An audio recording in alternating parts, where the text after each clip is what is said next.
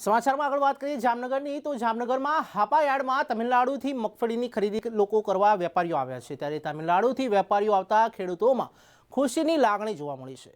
એક મણ મગફળીના 2000ના ભાવે ખરીદી કરતા ખેડૂતો ખુશ થયા છે। દર વર્ષે તમિલનાડુના વેપારી મગફળીની ખરીદી કરવા જામનગર આવે છે। જામનગર પંથકની 66 નંબરની મગફળી ખરીદવા તમિલનાડુથી વેપારીઓ આવ્યા છે। જામનગરના હાપા માર્કેટિંગ યાર્ડમાં તમિલનાડુના વેપારીઓ દ્વારા મગફળીની ખરીદીની શુભ શરૂઆત થઈ ચૂકી છે।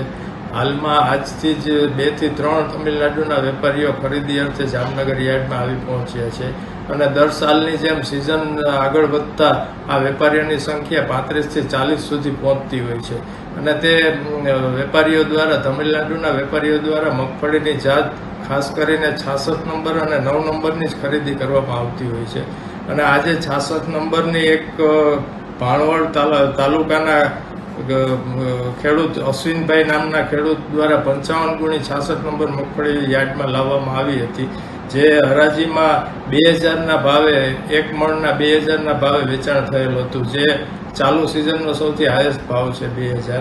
એટલે આ રીતે જામનગર માર્કેટ યાર્ડમાં તમિલનાડુના વેપારીઓની ખરીદીની શુભ શરૂઆત થઈ ચૂકી છે અને ભાવો પણ દિવસે ને દિવસે 66 અને 9 નંબર જાતના દિવસે ને દિવસે વધતા રહેશે।